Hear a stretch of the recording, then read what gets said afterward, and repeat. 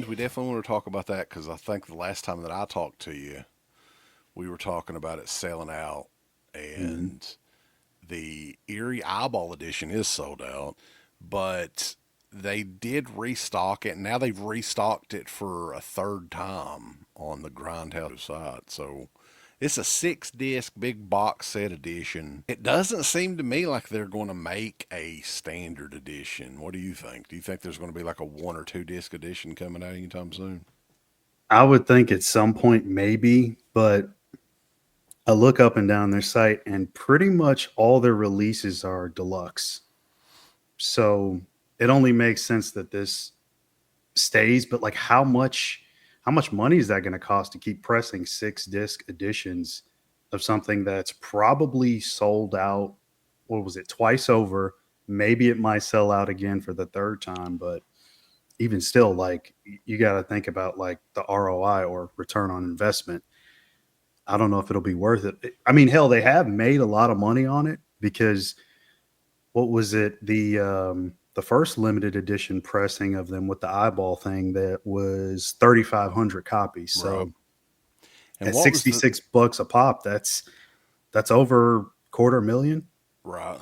It seems like they take their time with some of these. Like they do like a whole year long tour Hmm. in the theater run on some of these, and then they'll eventually do the home video, and they don't do a whole lot either, which I kind of like. Like if I was, of course, Bob Morowski's not really hurting for money, I don't guess.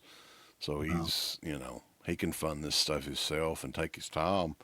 But Yeah. yeah, it's kind of refreshing that they only do like a small handful of releases a year, maybe 2 or 3. Do you think they probably took a page out of Vinegar Syndrome's playbook with putting the counter of how many copies they had left in stock? Because I've Yeah, never seen them do that. I think everybody needs to do that. Because like especially if it's a big selling title that is going to sell very well, because Mhm. people will see it moving and they'll be like, "Holy shit, let me get in on that. Let me get a couple of copies." Right? Exactly. That happened. It had to be a marketing thing. I mean, because while it says deluxe, it didn't say limited. But then why else would you put a inventory count, next to the add to cart button if you don't And want people to well, buy the it the like second crazy? run though, when you got in on it pretty early, do you remember seeing the counter like how many they had when you ordered? It was at like 800 something. So I Okay. would imagine maybe it started at 1,000. And over the days leading up to the last episode of the Friday Night Live show, it was going down literally by the hundreds all the way up until that Friday. And on the Friday Night Live show, it was at like 40 something copies.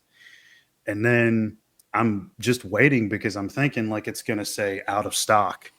And that was going to be it. But now it's back in stock. Of course, it doesn't have a counter on it now. So I'm like, that must have been a marketing ploy. It Right. worked though. Everybody Well, they're jumped on it. we're supposed to be getting these pretty soon too. I think that they're going to start shipping this month. We're getting a lot of looks at everything that's included in the packaging. And then one thing that I wanted to mention on here too and wanted to bring up because I think I talked about it on the show, but I don't think I ever showcased this thing, right? So the Eerie Eyeball edition, which a lot of people are poking fun at, right? I mean, it's a fucking plastic eyeball. I mean, Yeah. it is what it is. But this is a throwback to like the original theatrical run of the Beyond, like whenever they got the uncut version and cleaned it up and everything back in the late 90s. And I didn't know 100% the history behind this because this is something that was just thrown in a lot of Fulci stuff that I got on eBay back probably in the early 2000s, like 2000, 2001, something like that. The original Eerie Eyeball from 1998, the theatrical run, and I wanted to kind of showcase it to people in here because it is very similar to the new Eerie Eyeball. Now, this one's brown, Hmm. but I think the new one is green. It looks almost exactly the same It's a as brown eye. this. Yeah. And has the Beyond logo for that revival run that they did. I think Tarantino had something to do with that run too, if I'm not mistaken. But yeah, man, like so old school fans. I want to have both of the Eerie Eyeballs. Right, I can right. brag. I'll be able to showcase them on here. But yeah, kind of a cool little item that I didn't know the history of, but evidently the theatrical run that they did, the first 20 people in line received free Eerie Eyeballs. Fun little gimmicks for the moviegoers in the theater back then. I could only imagine seeing that in the movie theater, man. That would have been really, really, really cool. Oh hell yeah, especially at that time. I mean, I didn't even get into like Italian horror probably until the Anchor Bay, Blue Underground lineup, and that was in like the late '90s. You said for that? 98, I think, is Yeah, when they started touring the print. And oddly enough, that the Kentucky Theater in Lexington, they did a screening of that. But I wasn't really into Italian horror then either. But yeah, that would have been really cool. But yeah, Grindhouse, they were pimping that movie way back then. Nearly close to 30 years ago at this point.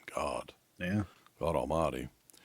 But They're gonna keep getting their money's worth because, like I mentioned, that 1,000 copies or so that they had for the second run sold out. So they're already at like $500 million, pretty much. Of course, it's taxed, but still. Right. Oh yeah. I want all these people to click everything they're supposed to click. You haven't been liking them, you haven't been subscribing to them, you haven't clicked the bell or notification or anything like that. Folks, why don't you click the like button? Do you hate us? Do you not want to see us succeed? Why don't you click the heart button? Is this something that you have against our particular show? Why don't you subscribe? You should click on one of them buttons right now if you want us to continue to bring greatness into your life. There's all kinds of wonderful shirts over at shop.deadpit.com. Simply the best horror shirts. On TeePublic, there are others, but they all suck. You can get some Dead Pit Radio shirts. You can get Last Out on the Left. The Hills Have Eyes. Texas Chainsaw. Oh, wait, you can't say Texas Chainsaw. All kinds of shirts, folks. You're gonna love them. Shop.deadpit.com.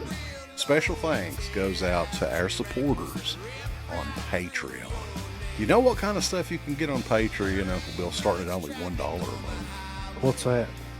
Access to every Dead Pit show since 2005. We got almost 200 fan commentaries that we've done over the decades. Weird what other fucking Patreons do. They're like, hey, give us money and then we'll let you see a video early that we're going to release like a fucking week from now, and then that's all we're going to give you. Meanwhile, we have a literal jukebox full of songs, thousands of reviews. I don't even know how many shows are up on there now that we've done over the years. Hundreds of thousands. You need to figure this out now and subscribe to us on Patreon and YouTube and Instagram and help us to 1 million. The road to 1 million subscribers starts today. So deadpitonpatreon.com. Join today. Tiers start at only $1, but I'd recommend at least the $10 tier. You can do 50. The stock market's crashing around us, folks, but send us money.